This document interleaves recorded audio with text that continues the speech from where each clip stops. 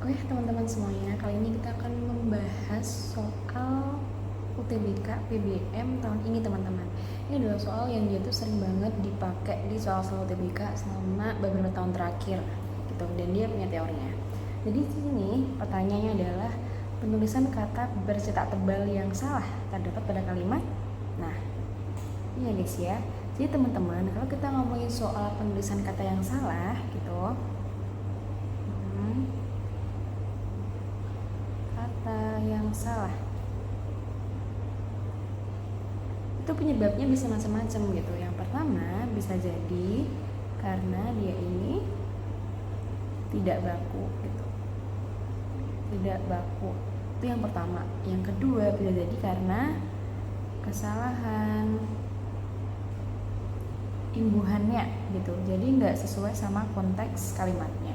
Sekarang di sini kita cek ya. Sekolah kami melaksanakan program tata kota untuk memperluas wawasan.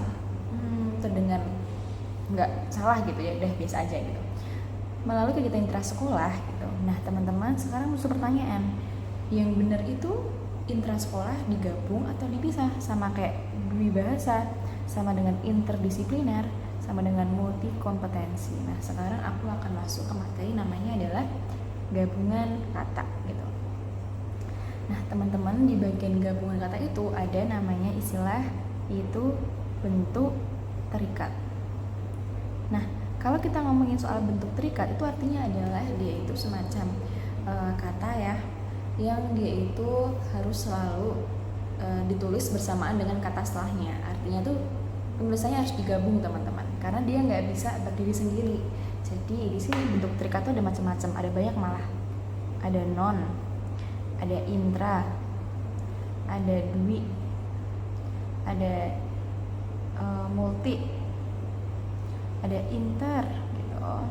Ada juga yang lain, ada eka, ada pra, ada pasca, ada lagi serba, ada pramu, ada purna, ada sub, dan yang lain-lain. Jadi mereka adalah bentuk terikat yang harus diikuti oleh kata setelahnya, dan nulisnya harus disambung.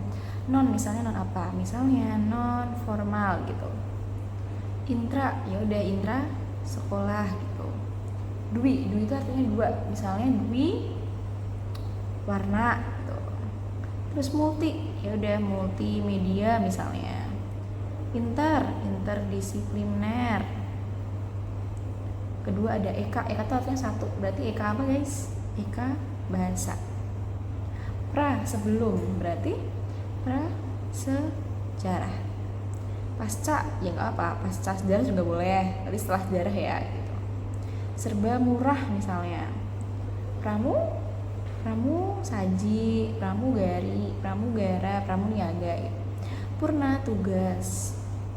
Sub sektor. Jadi mereka itu harus ditulis nyambung sama kata setelahnya gitu, biar ada maknanya. Tapi ada catatannya, bisa nggak sih mereka dipisahkan? Bisa teman-teman. Ketika apa? Ketika mereka bertemu dengan penulisan huruf yang berbeda.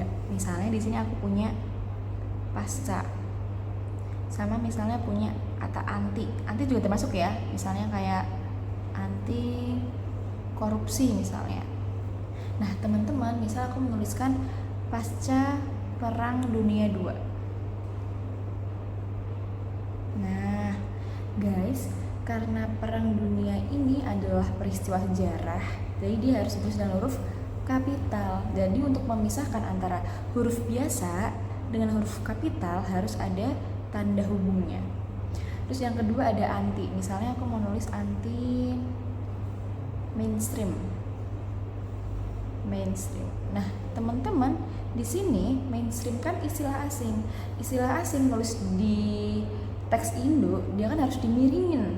Untuk memisahkan antara huruf biasa dengan huruf miring harus pakai tanda hubung juga. Intinya untuk memisahkan antara dua kepenulisan yang berbeda itu pakainya tanda hubung, teman-teman. Tadi ya, yang ini dipisahkan karena bertemu huruf kapital. Terus yang kedua dipisahkan karena ketemu sama huruf miring kayak gitu. Nah teman-teman. Baik, sekarang kita cek intra sekolah tadi udah bener ya dia ya, benar. Dwi bahasa, dwi kan artinya dua, harusnya digabung karena dia bentuk terikat teman-teman. Jadi dwi di sini harusnya digabung, jadinya dwi bahasa, karena bahasa kan dia bukan kapital, bukan juga huruf miring, jadi harus digabungin aja. Intring udah benar, multi juga harus digabungin. Jadi jawabannya yang kalimat 3 teman-teman, karena dia ini harusnya disambung, dwi bahasa bukan pisah. Oke. Sampai sini paham teman-teman ya. Oke, baik, semoga bermanfaat. Sampai jumpa di video selanjutnya.